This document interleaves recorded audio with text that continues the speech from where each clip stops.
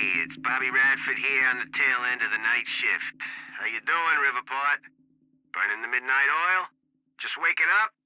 Or you getting ready for bed? Oh, maybe you're asleep. I wouldn't blame you. Not a lot going down in downtown tonight. Unless you're at the Riverport University campus, where the protest against Monarch Solutions is still going on. You see, Monarch wants to knock down the old campus library and put up a brand new building. The protesters are saying that building's a part of our heritage, and we don't need Monarch gobbling up yet another bit of Riverport. Personally, I'm with the activists on this one. I'm sure Monarch's new building would be big and shiny, but well, come on, who gives a shit?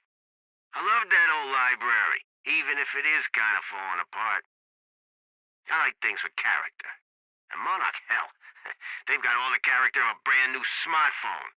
Sure, call me a hipster, whatever. I just think you don't have to be a smug douchebag with organic sneakers and an ironic NASCAR cap to prefer a nice corner restaurant with personality to yet another Olive Garden, you know? Still, much as it pains me to say this, I think this is a done deal. Monarch's gonna take that library down tomorrow no matter what we say. Might as well pack it up and go home and get ready for the next fight. 'Cause you know, they aren't done with our town yet, right?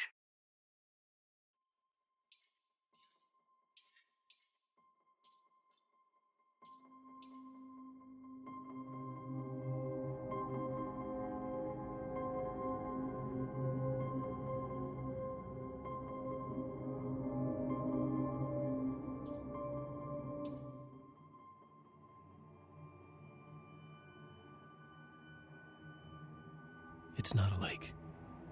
It's an ocean.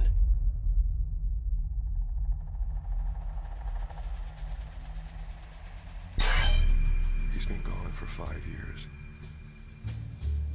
Dark matter and dark energy constitute over 95% of our universe. We're just a speck of light floating in an endless ocean of darkness.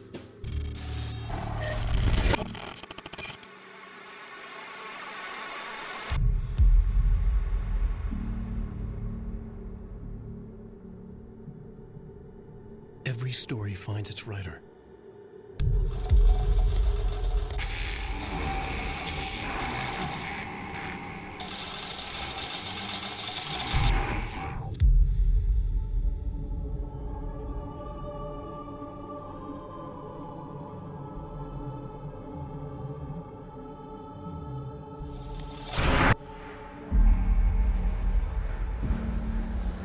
Wake has a bloody knife in his light of the flashlight. He smiles and wicked Stacy lies in the full blood on his face, eyes staring.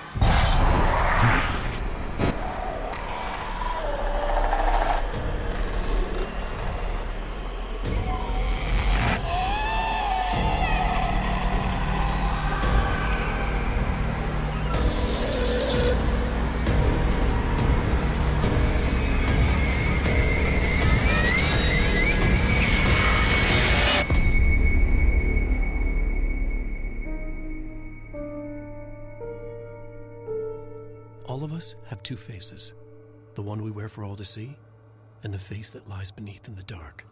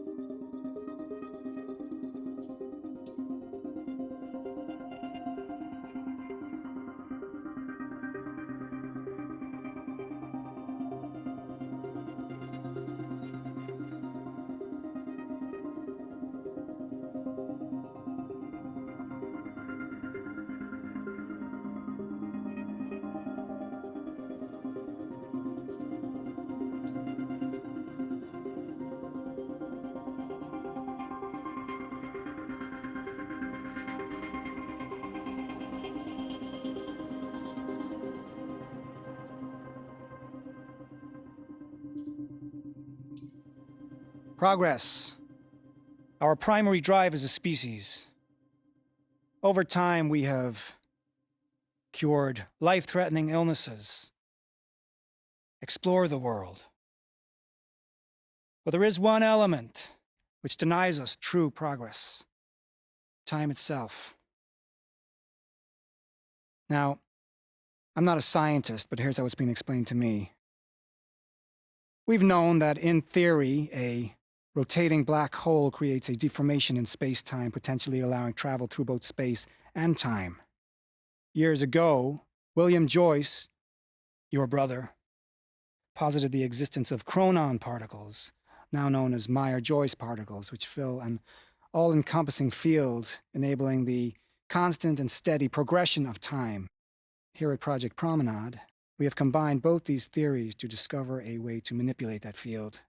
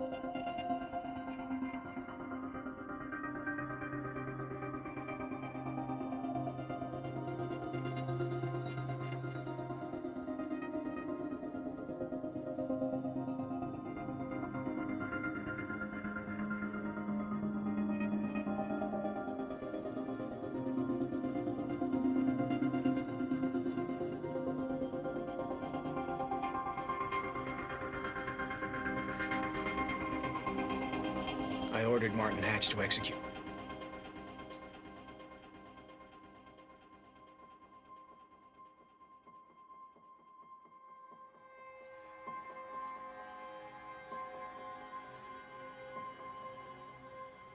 Ferraro, an eyewitness on the scene. Amy, tell us, what is going on here? There were people from our group who took things too far. Things got very violent. And that violence was because of Jack Joyce. Sounds like a terrifying scene down there. We really appreciate your bravery going on record to speak out against what appears to be such a dangerous person.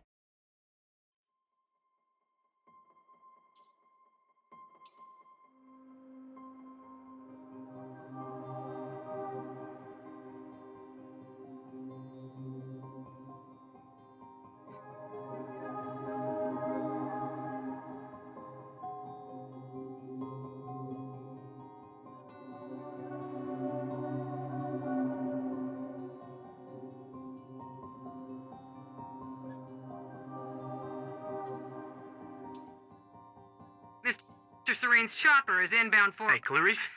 That you? This is HQ Alpha. Charlie, I told you to stay off the operations channel. Sure, Clarice, listen. Hatch told me to search for Joyce. I got footage of Burke taking out a guard in A1. Back of Monarch truck was left open. Now I'm checking cameras in A3 and guards are either sleeping on the job or, not sleeping. You know what I'm saying? Catch my drift? Joyce. With a trajectory towards kicking over some expensive-ass sandcastles. Look, I'm gonna keep looking for him. I'm just giving you a heads up, okay? Over an hour or whatever.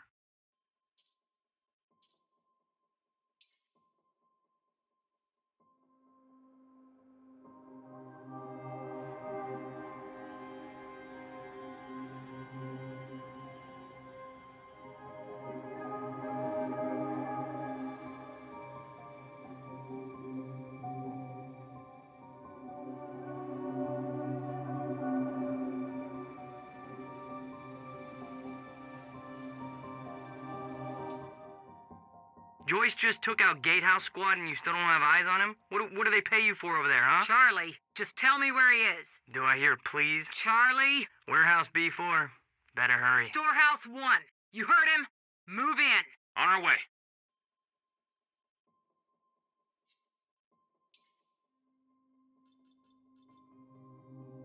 Hello, I'm Dr. Sofia Amaral. Over the past 6 years, Monarch has made vast technological advances in the area of Meyer-Joyce particles, better known as chronon particles. On July 4, 2010, unique temporal anomalies began to occur in a very small and focused area we now refer to as Ground Zero, located within the Riverport Industrial Zone. This resulted in extremely dense emissions of chronon particles, creating the perfect conditions for extraction, which led to the chronon harvesting operation you see today. All of Monarch's chronon technology relies on these particles, most notably the chronon field regulator, or CFR, which is the only device that can ensure stabilization and regulation of mass quantities of these particles.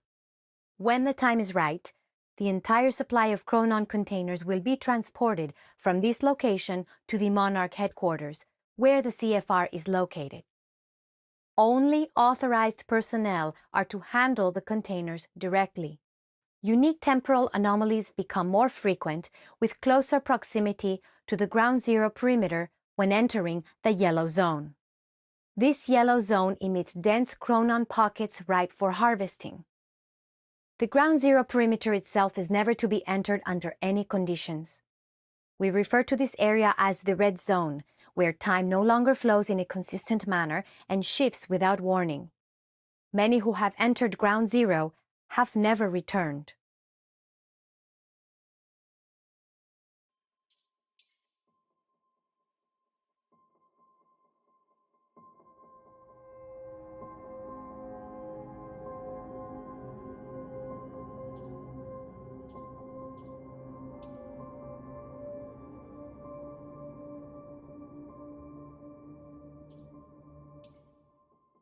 Hello, Riverport. This is Teresa Sedmak, filling in for Bobby Radford. Bobby's taking a little break for health reasons. I'm sure you'll all join me in wishing him a speedy recovery. Just take all the time you need, Bobby. We've got your back. Now, not to get too serious on you right out of the gate, but here's the latest on the awful tragedy down at Riverport University. The authorities are now looking for Jack Joyce, believed to be the mastermind behind the terrorist action at the university and personally responsible for several deaths. Details are still scarce, but it's believed Joyce's own brother, William Joyce, is among the dead. Little about Joyce is known yet, but given the actions of the activist group he was part of, it is now clear that allowing the anti-corporate protest to continue has backfired at a great human cost. Joyce's current whereabouts are unknown. Fortunately, security personnel from Monarch Solutions were on site and managed to intervene, saving countless lives. We'll keep you updated as this story develops. And now, some music.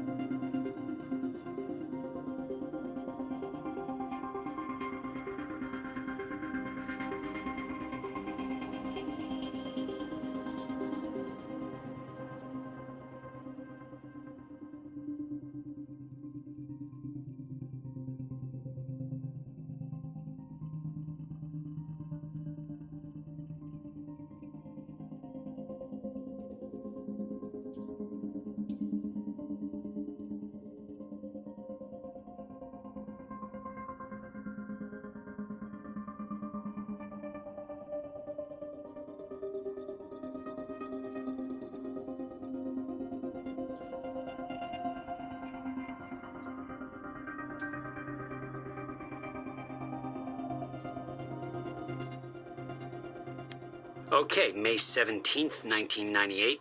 This is William Joyce, and I'm about to conduct the first animal test of the machine prototype using my trusty pet mouse, Schrodinger, in order... Where? He's gone. Where'd he go? Shit. Come on, Schrodinger. Come to Willie. Come on. You're okay. You're all right. Okay, finally, we're sending Schrodinger into the machine clockwise through the corridor, which will send him 5 minutes into the future, meaning he will reemerge exactly 5 minutes after he enters the machine. It has now been 3 minutes. No sign of Schrodinger. This is a very good sign. 2 minutes to go.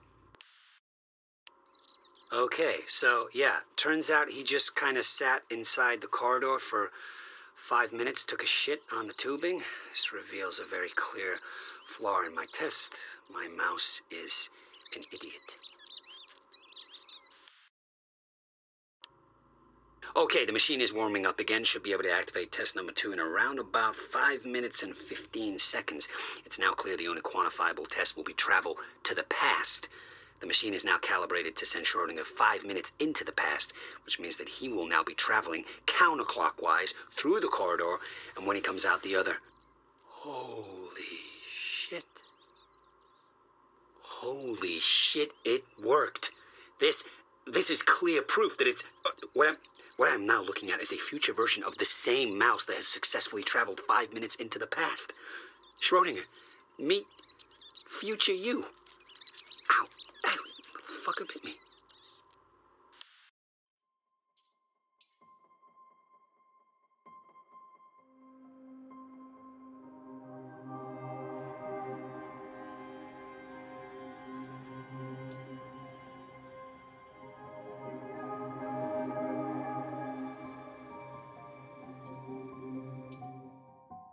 Hello, Riverport. Teresa Sedmak here, filling in for Bobby Radford, about to brighten your day with some good news. The victims wounded during the terrorist attack on Riverport University are being treated in the Monarch Solutions Medical Center in downtown Riverport, and the hospital has released a statement saying they are all now stable and out of critical condition. I'm sure they are thankful for all your good thoughts and prayers. As for those who didn't survive the attack, we still don't have a final death toll, but we do know that most of the dead are security personnel from Monarch Solutions, whose quick actions saved countless civilian lives at the cost of their own. While Jack Joyce, the terrorist responsible for the carnage, is still at large, authorities are saying that he is believed to not have left Riverport, and thanks to a number of solid leads, his capture is imminent.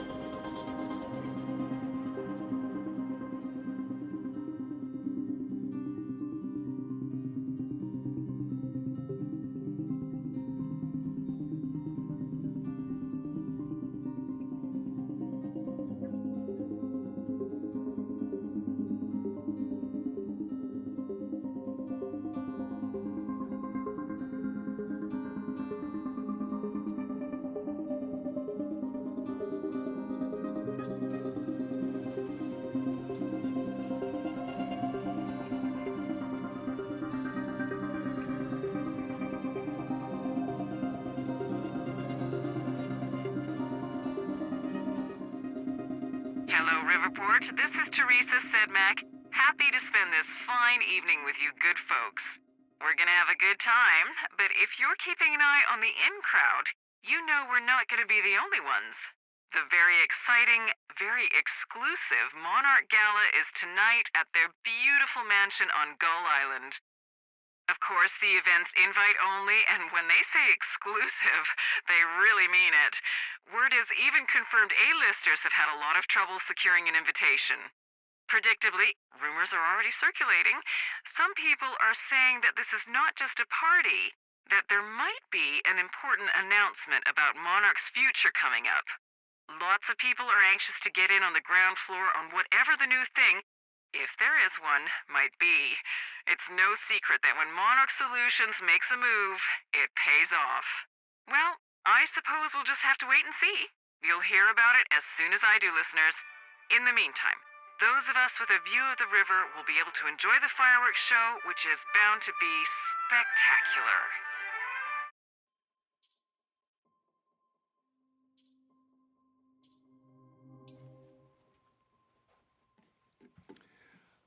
Good evening. You weren't expecting somebody this handsome, I know. Unfortunately, Mr. Serene is preoccupied with as many duties necessary to assure we maintain control over our path forward. And that's what tonight is about. The future. We all knew this day was coming, even if many of you out there aren't sure what it means. We're entering a new phase in our operation, one that presents new risks and new demands. One that requires this. The Chronon Field Regulator, or CFR. Now, many of you know that this device has been the source of our Chronon research since 2010.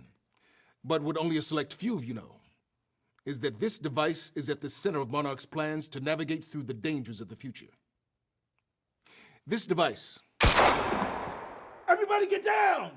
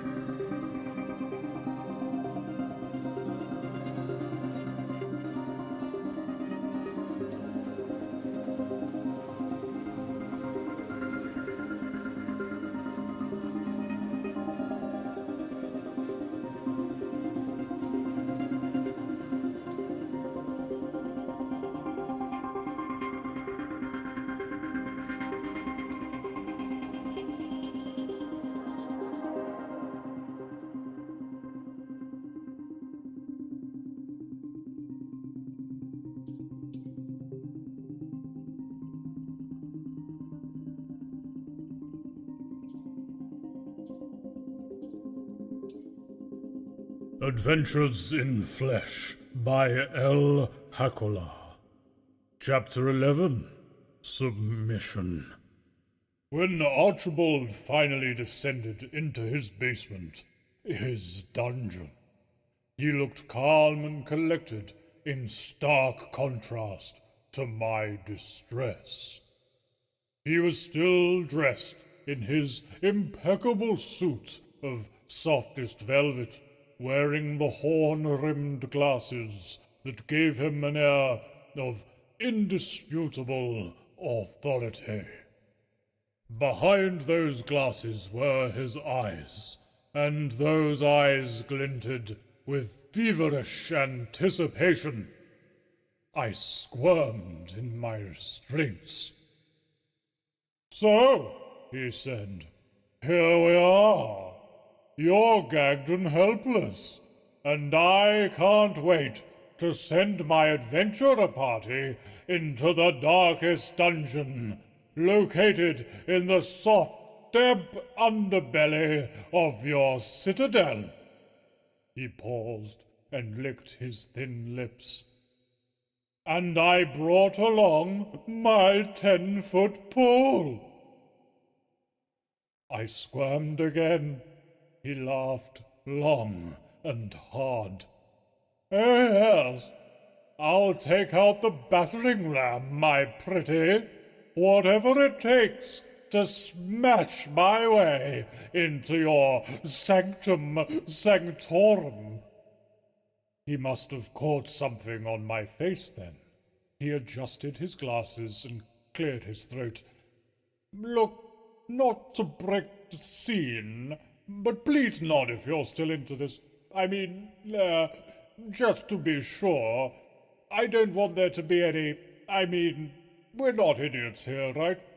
Fantasy's great, but, explicit consent's the secret sauce, right?" He giggled sensually. I stayed very, very still. Then I nodded. His face broke into a devilish grin. "Well," he said, as he pulled on the leather gloves and picked up the oversized D20. "Let's play."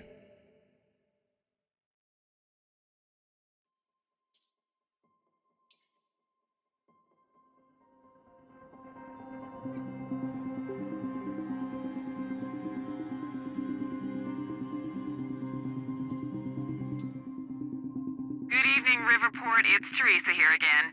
I've got a fresh bagel and a big cup of coffee and a perfectly lovely audience. And everything's all right in my world.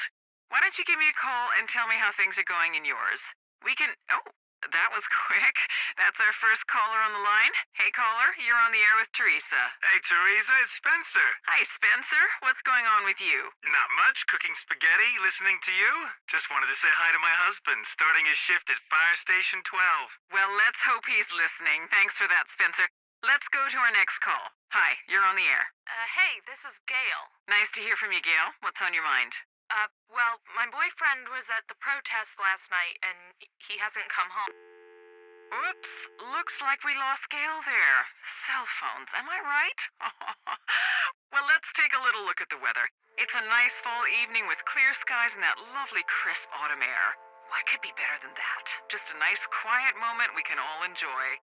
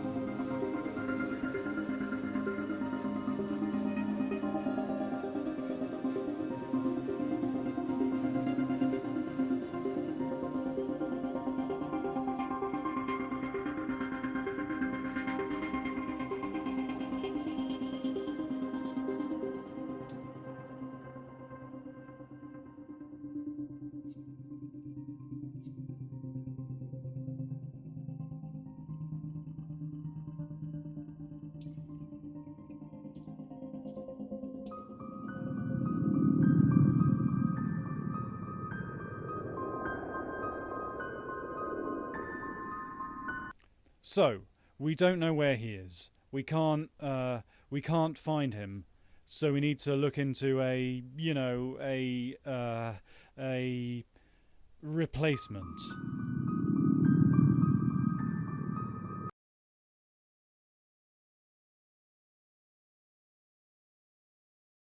All ponies are made of butter in Night Springs. There is always lots of the crazy things happening in Gitu of Night Springs. Thank you. All ponies are made of butter in Night Springs. We know the old dance, the fortunate and the destitute, the haves and the have-nots, those who dine at the table and those who starve in the street. But the tables can be but the tables can be turned. The gluttonous consumer may find himself the consumable resource. Do that again.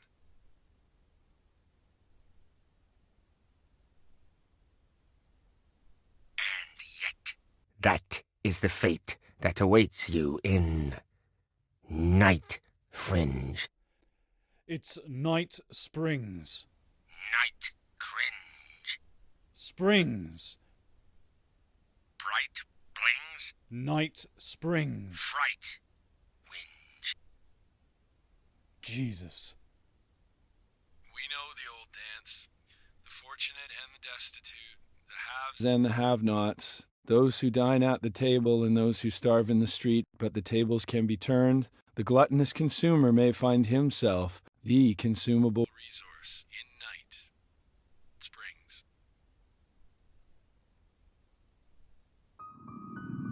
Right things.